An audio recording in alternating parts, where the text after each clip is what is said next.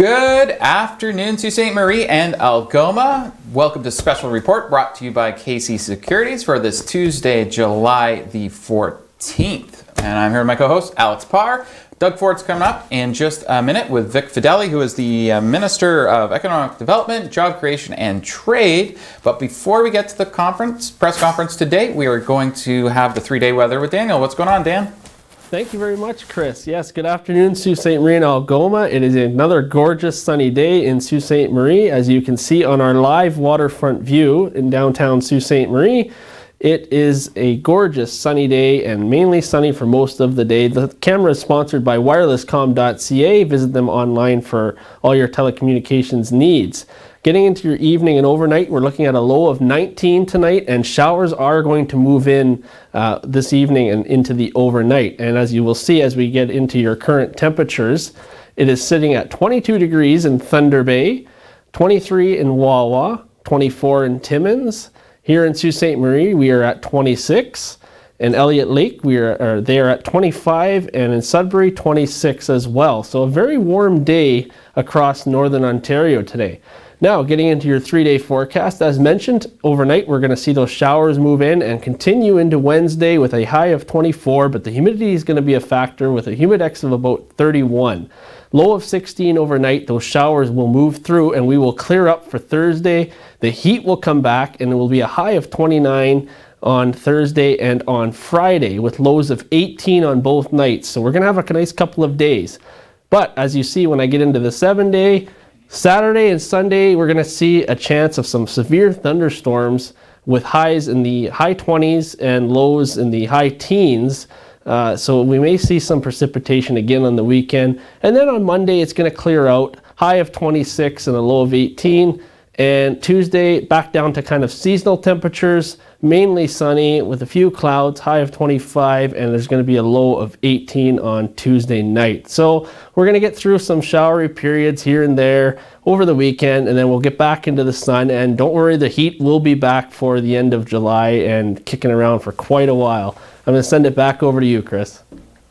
Thank you very much, Dan, for that three-day weather forecast. We greatly appreciate it, so we know what's going on for the next 3 days. Just before we get to local news, I have an opinion piece up on Sioux Online called Canada-US Border Closure, What's the Debate? And you can go read that there, and you can see what some of the councillors were saying and what my opinions are on that. So you can check out Sioux Online for that. Okay, vaccine trials. We've got a couple different ones starting to happen for COVID-19. Yesterday, Russia said they're going to have a vaccine within a month. Not sure how that's going to happen. But the other trials that we know of that we actually have details on, one is a Quebec City company, which is nice to see a Canadian company kind of taking the lead here. They're a biopharmaceutical company. Now what this means is that their vaccine is not derived from animal products or using the live virus in their product so that you can have immunity. And so basically they're in a small trial to start. It's only 180 people between 18 and 55 years old. And the way it works is they get one dose, then they get another dose 21 days later, and then they'll be able to get the results on whether or not they are develop immunity to COVID-19 by October. So that's the first trial. Now this is obviously a very small scale. It's because we're still in the beginning stages. However, the CEO of the company said, this is a process that would normally take 5 to 6 years to bring a vaccine to market, and that's if you're rushing it. And this one could be from beginning to end, and they've already started obviously, be 18 months to the point where they can actually we can use it widespread. So that's positive news, because one of the other things I was reading a story about the other day is there's just this global race to get a vaccine, and then also once you get it, you're going to use it in your own country first. Mm-hmm. So it's good that Canada's actually out there and that we do have a possibility of a vaccine. That's just the first one. The other one is one that we're developing sort of with China, I guess you could say. Mm-hmm. Yeah, they haven't sent any vials here to try for us. We've received nothing from China on our side of it. However, the vaccine is actually being tried in humans in China, and they're presently testing it in the military. So, but we have not received a shipment of the vaccine yet. And we were originally supposed to get a shipment nearly 2 months ago. Was the first shipment we were supposed to get, so we could at least start testing on even animals, and they're already testing on humans in China. So we don't have many more details on it than that because obviously the Chinese government's very secretive about these sorts of things. And yeah, so we're just waiting there for that one. But at least we do have positive progress on the one from Quebec. So thank you very much to that Quebec company called Medico. Yeah, so at least we got something going on in this country because America's working on a vaccine, Russia is, China is, I mean, so many countries are, so it's good that we're actually at the forefront of that. Absolutely. And speaking of COVID, another great day for COVID-19 numbers in the province. We tied our low that we had last week, which was 111 new cases of COVID-19. In the past 8 days, we've had 2 days with 111 and 1 day with 112. There was a day when we peaked up at 170, but that was because there was 86 positive cases on a migrant farm down in southwestern Ontario because they had blanket tested a whole bunch of farms and the results all came back in 1 day. However, over the weekend our numbers were pretty low, nothing higher than 130, 116 back on Friday, 129 on Sunday. So things are looking good there. Obviously, as we go to stage 3, we're going to see a spike in cases in 7 to 14 days. We should expect this. Every other country that has made it to the equivalent of what we're calling stage 3 has all had blips. So don't be surprised if a couple weeks from now you're seeing 250 or 200 cases. It's because you're putting so many more people and we're putting them, for example, going into indoor dining establishments. That's not been allowed so far. You've only been able to be socially distanced and outside. So we will see some sort of spike there. So don't be alarmed if it does happen. Everybody's expecting it. And what can we do in stage 3? We talked a little bit about this morning, but we'll just go over the basics again. First, indoor gatherings can have up to 50 people as long as you're socially distant. So same as before, but you had 10 people, now you can do 50. You just have to be 6 feet apart, except for the people you live with or people inside your social circle. I'll explain social circle in a second and what's the difference between a gathering and a social circle. Outdoor, you can have up to 100 people now. Obviously, social distancing, same thing. And there's also something called a social circle. There's been a lot of confusion about that. A social circle is, originally your social circle was the people you lived with in your house. In other words, those were the people you were allowed to be within 6 feet of each other. When we moved to stage 2, we put in what's called a social circle of 10, meaning you can have 10 people and only 10 people from the province of Ontario that you are within 6 feet of each other and you don't live together. So, example I used this morning. Let's say Alex has a family, wife and 2 kids. Let's say I have a family, wife and 2 kids. In stage 1, we would have to stay 6 feet apart. If we chose that this would be our social circle, we would be able to actually be within 6 feet of each other. I could be in 6 feet of his wife and kids, and he could be within 6 feet of my wife and kids. That's kind of how a social circle works. If we had a social gathering of, let's say, 50 people, we would have to stay our 6 feet apart, such as what we're doing right now here in the studio. So that's the difference between a gathering and a social circle, and it's important to understand the difference there. And you can't be part of more than one social circle. So you can't be part of this social circle over here, but then I can't go and be part of another social circle elsewhere. That's one of the ways we stop spreading this virus. However, if I want to go over here and there's less than 50 people and it's indoors or less than 100 outdoors, I can go to that event or gathering with having to social distance, but I don't have to worry about if I have to, you don't have to worry about isolating. Yeah, isolating anymore for like the 14 days if you were exposed. Only if you're exposed, you need to do the isolation and testing. So if something does happen at one of those gatherings, you will most likely have to be tested. Doug Ford's going to be coming up in about 2 minutes. But some of the things you're not allowed to do, so we'll cover that because these are things you're not going to see open. Table games at casinos and gaming establishments, so you're not going to be able to go over to the casino and play poker, for example, or blackjack. Saunas, steam rooms, bathhouses, and oxygen bars, you're not going to be able to go there. Do you know what an oxygen bar is? Because I kind of think oxygen is kind of like everywhere. I don't know, maybe, I know like people use oxygen containers to get high illegally, but like I'm not sure if that's what that is, because that destroys your brain. Because that would just be illegal all the time. I'll get on the old Google. Entertain give it a Google. Check the Mr. Googles. Okay, prolonged or deliberate contact while playing sports, which means you could, for example, play baseball, but you won't be able to do hockey with full contact, for example. You cannot have private karaoke rooms. Kids still can't do overnight camps. And then also there will be no dancing at restaurants or bars unless performers are hired by the establishment. So there's pretty much only one type of establishment there. Also no buffet food and no amusement parks or water parks. Here's Doug Ford. Here we go. People of Ontario, it's my great pleasure today to welcome you to Eclipse Automation, the parent company of newly launched Eclipse Innovations. Eclipse Innovations was born out of the pandemic when we saw the need for homegrown, sustainable, domestic solutions for PPE and other medical supplies in our province and in our country. With our design and manufacturing experience within the medical industry, we knew it was our obligation to step up and find ways to make domestic supply chain for N95 respirators and surgical masks a reality in Canada. We also remain committed to our work on other products and automation systems for medical device that directly support the fight against COVID-19. We don't always have the luxury of time during this crisis. However, we are used to complex challenges and we've always rose to meet them. Our mask manufacturing site at Eclipse is an example of collaboration between private sector and public sector using forward-thinking programs like Ontario Together to bring innovative local solutions to our community and proudly manufacture high-quality N95 masks right here in Cambridge, Ontario. I would now like to invite Premier Ford to the podium. Thank you.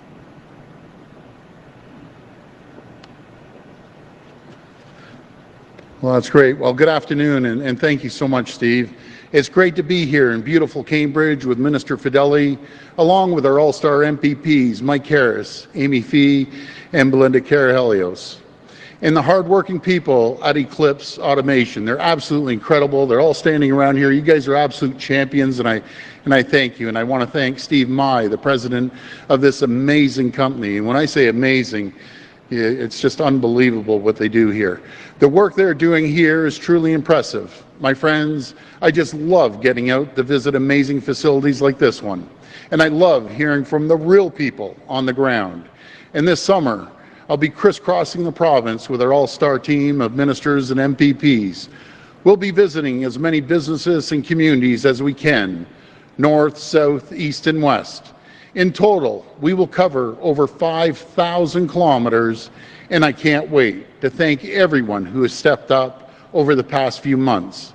We will showcase our strong local businesses who went the extra mile, whether it was making PPE for our frontline workers, keeping our supply chain strong, or helping those in need.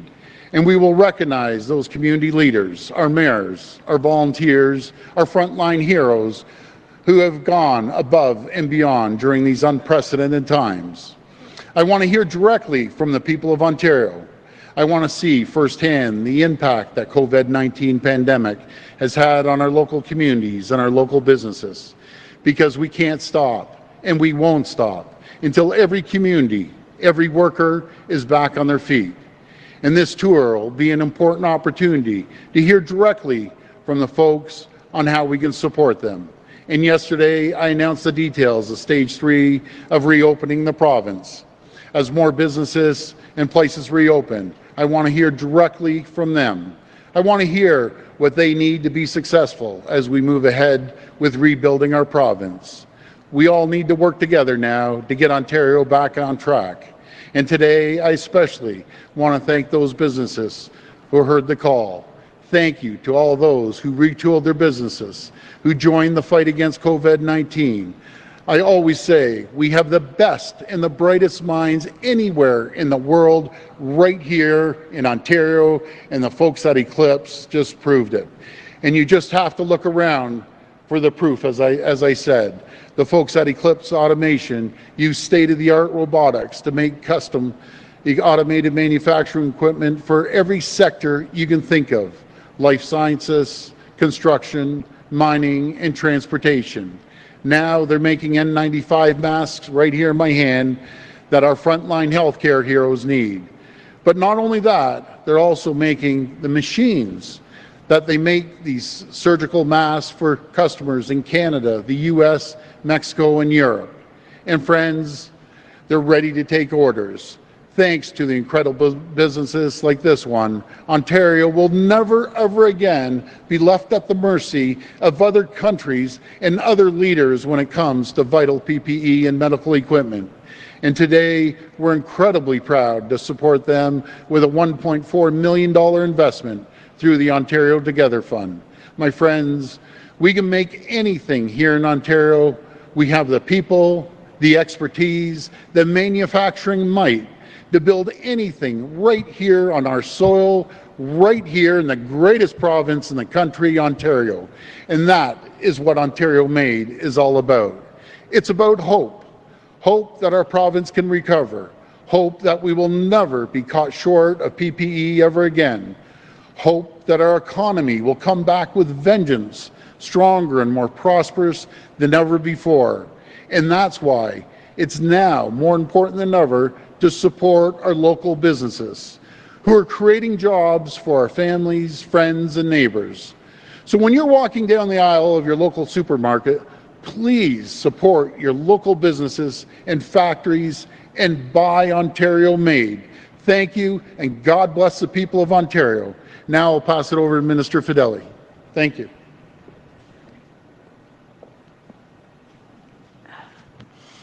Good afternoon, and thank you, Premier, for your ongoing leadership, and thank you to Eclipse Innovations for hosting us here today.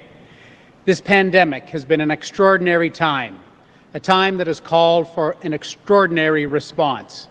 The response from business owners, workers, communities, and people from all across Ontario has been incredible. Countless businesses and advanced manufacturing companies have stepped up to manufacture personal protective equipment and other essential supplies. And thanks to those ongoing efforts, we will be prepared now and in the future to spur renewed growth and ensure our economy emerges stronger than ever. Through the Ontario Together portal and the Ontario Together Fund, we have mobilized our province's manufacturing and innovation might. That's why we are so proud to announce today's investment. With our government's support, Eclipse will create capacity to manufacture up to 1 million N95 respirators per week and create 17 new full-time jobs here in Cambridge. N95 respirators filter 95% of airborne particles, making it highly effective. And by adding this new capacity, Eclipse will quickly produce these vital respirators and help ensure the safe reopening of our province. The project will also allow Eclipse to develop a range of different mask sizes and styles to ensure optimal fit. Eclipse also has a partnership with Conestoga College for the development of an N95 respirator fit testing software using facial scanning technology. What stands out about this project is Eclipse's quick response to pave the way for domestically produced N95 respirators. As COVID-19 hit, Eclipse forged global partnerships to use their existing design to bring certified, domestically produced N95 respirators to the market. This project will see the rapid design and build of respirator assembly automation systems, allowing companies to reshore PPE production back home, right here in Ontario, where it belongs. You know, you've heard the Premier. He has said he doesn't ever want to hear about Ontario not having enough PPE again. Well, projects like Eclipse will ensure that we can be more self-sufficient as a province and better prepared for the future. Our entrepreneurs, our innovators, they're the best of the best. They've stepped up with solutions to help us at a critical time. We will continue to prioritize Made in Ontario solutions to ensure a safe reopening and recovery and maintain our place as the economic engine of Canada. Thank you. We'll go to the phone line for questions now. Just a reminder, it's one question and one follow-up. Will be from John Benevelli Barreo at CTV News. Hi, Dominic. Just wondering if you have anything further to say about NBC bringing American technicians to shoot, switch, and direct the NHL games in Toronto, and that freelancers here are being frozen out. You mentioned yesterday you might look into that. Have you learned anything? And do you think it's right, given that the border is closed, that we should be bringing American workers in to do that kind of work? Well, no, I believe we have good enough workers here, but I don't control the NHL contract. NHL signed the contract with NBC, and my hands are tied. I wish I could break the contract and let's use Canadian workers. This is about supporting people in Ontario, supporting Canadian workers. But in saying that, unfortunately, I guess the NHL signed with NBC. So we'll work around it, but hopefully it'll allow people to see some good, entertaining hockey. And I was on the phone last night with Jason Kenney and Deputy Prime Minister Chrystia Freeland. And I just politely said how we're going to kick the West's butt and we're going to win the Stanley Cup here. So, follow up. He didn't agree with me, but that's all right. And by the way, there were two Albertans. Chrystia Freeland's from Alberta too. Right, but do you agree with Ottawa's decision then to give that exemption to American workers who don't really seem to be essential workers of any kind? Well, you know something, this was thrown on us pretty well last minute, and we're doing everything we can to get the NHL up and moving. Unfortunately, this wasn't in the original plans. We found out late, but now the horses left the barn. We have to get the NHL moving forward, and it's for a short period. Next question. Will be from Paula Duszek at CBC Kitchener-Waterloo. Please go ahead. During the COVID-19 pandemic, a lot of parents in Waterloo region and across the province have really been struggling to work while also caring for their kids. Yeah. Could you explain to our listeners why you opened so many businesses before having a more definite plan in place for schools? Yeah. So Minister Lecce, we do have a plan to open the schools. We've allowed the boards right across the province, but I want to be very clear. I've talked to so many parents, talked to school trustees, and 90% of them have the same idea that I have. I want kids in school 5 days a week. We don't need to shut the school down on a Wednesday to clean. What they should be doing is cleaning at nighttime and having the kids in class 5 days a week. So that's what I'm really advocating for, and I'll be sitting down talking to the Minister of Education. He has a good plan because we have to plan for everything.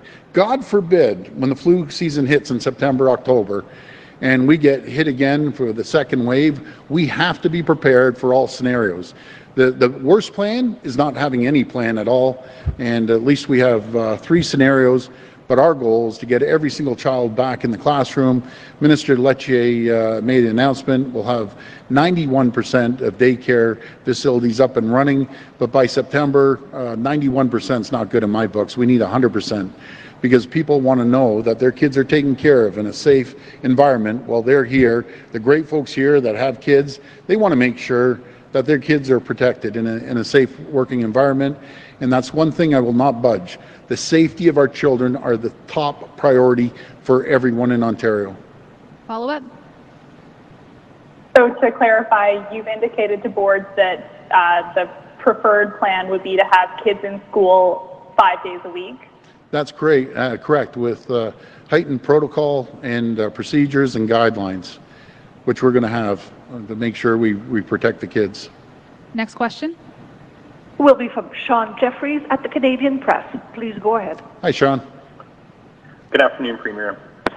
You alluded to preparation for a second wave in schools, but I wanted to ask you about the healthcare system. The Ontario Hospital Association is calling on your government to prepare a plan for the healthcare sector for a potential second wave in the fall. And they say that, as you mentioned, it could coincide with the flu season. And I'm wondering what your government is doing right now to prepare for that possibility. Well, it's funny you ask. I just got off the call with our health team and some of the best medical minds in the entire country, and that will be rolling out very shortly over the next little while. We have a strong healthcare system, and I want to thank the frontline healthcare workers, the nurses and the docs and everyone. They did an incredible job. So We have a plan that we'll be rolling out, and we're prepared. We are, as a province, as a people, we are 100 times better, more prepared now in healthcare and PPEs because of great companies like Eclipse and the great folks that work here. We're so much better prepared, but we can never, ever let our guard down. We have to make sure that we're always vigilant and we continue moving forward and making life safe for every single family, and that's my job as Premier. I will protect every single person in this province. I'll do whatever it takes. I will not spare a penny when it comes to protecting the people of this province. Follow up. Premier, I want to switch gears back to schools for a second. Yeah. Schools and bars, specifically. People over the last 24 hours, since the Stage 3 announcement was made, have been criticizing your government for being more focused or appearing to be more focused on reopening bars than schools. And I'm wondering how you would respond to that criticism. And how you're planning to prevent any spread of COVID from being generated from these bars that reopen. It's funny, you're talking to a guy that doesn't even drink, but I like, you know, my buddies go out, guys, gals have a cold beer on the patio, God bless them. It's great, but that's the last thing I'm worried about is opening the bars. What I'm concerned about is the restaurants and the bars, keeping them alive, keeping them afloat, being socially responsible, having a strong plan when they move forward into Stage 3 this weekend. And I truly believe that owners of restaurants and bars are going to be responsible. You know, we've come such a long way. It's not the government that has got us to this point. It's the people of Ontario, the 14.5 million people that have followed the protocols and the procedures that have laid out from our chief medical officers across the province. But I can assure you, the last thing I'm worried about is, worried about the bars. I'm worried about the businesses that own the bars. That's what I'm worried about. But I think they're going to be responsible. People are going to be socially distanced. Within the bars, most people, I think in these days, like to go out on a patio opposed to staying inside. But we have to help the restaurants get back on their feet. These poor people, these are family-run businesses. They put everything they've had, every penny they've had to get things moving forward, and give them a little bit to pay their mortgages and put food on their table for their families. And all of a sudden, bang, this COVID comes out and swipes them off their feet. My theory from day one, our family's theory, is to protect the little guy, little gal in these businesses. And that's what I'll always do, is to protect the people. Next question. Will be from Ben Eppel at 570 News. Please go ahead. Hi, Ben. Good afternoon. Good afternoon, Premier Ford. You mentioned the possibility of a second wave, which, of course, God forbid, but it is possible. And if we do see a significant rise in cases, could we see more restrictions reimposed? Well, let's cross that bridge when we come to it. Right now, we're doing great as a province. We see the decline in cases, and I always say, you know, I know I've said it before, I'll say it again. They showed me this map of North America with all large jurisdictions like Ontario, and we're ranked #1, way ahead of everyone in North America. And you just have to look to south of the border, our neighbors down there. God bless them. Don't get me wrong, I love the Americans. I don't want them up here right now. After this pandemic, you're welcome to come up, but it's been reckless down there. That's the only way I can describe it. They've been reckless. They move forward too quickly, and we're going right at the right speed. And I'll always listen to health and science over getting pressure from anyone. Because you see what happens. 15,000 cases in one day in Florida, 11,000 in Texas. It's staggering. Follow up? Yes, and you mentioned, I'm just wondering, is the province coming up with a financial contingency plan to help businesses if that second wave does come, to keep them afloat in case things do shut down? Well, we'll do whatever it takes to keep businesses moving forward. What I really encourage people to do, which we have, we had a plan of over $17 billion to help people and businesses already, but whatever it takes to our capacity, because I always say all provinces, not just Ontario, have a certain capacity. We need the Fed's help. The Feds have the printing machine. We don't have the printing machine, and we're working well with them. But what I encourage everyone to do, we do $390 billion of two-way trade with the U.S. If we can change the buying habits of all of us, and I know it's not possible all the time to always buy made in Ontario, made in Canada, but if we change the habits of 1 in 10, that's billions and billions of dollars and thousands, tens of thousands of jobs. And I'm encouraging every manufacturer, I don't care if you're producing cereal, the planes, trains, automobiles, or masks.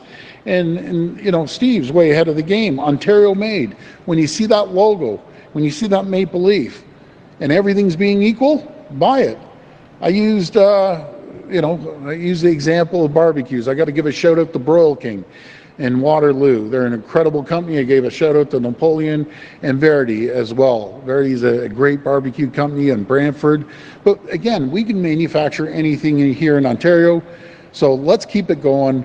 We can make the change. These companies have stepped up for us, folks. Now it's time for us to step up for the companies and start buying made in Canada, made in Ontario, greatest country in the world. And I believe that 100%, no doubt. Last question. Will be from Christina Tamelia at CP24. Hi, Christina. Hi, Premier. So the province has provided some funding to municipalities to help with COVID-19, but the province nor the feds have provided the kind of budget bailout yet that Mayor John Tory is seeking. He made it clear today the City of Toronto needs 1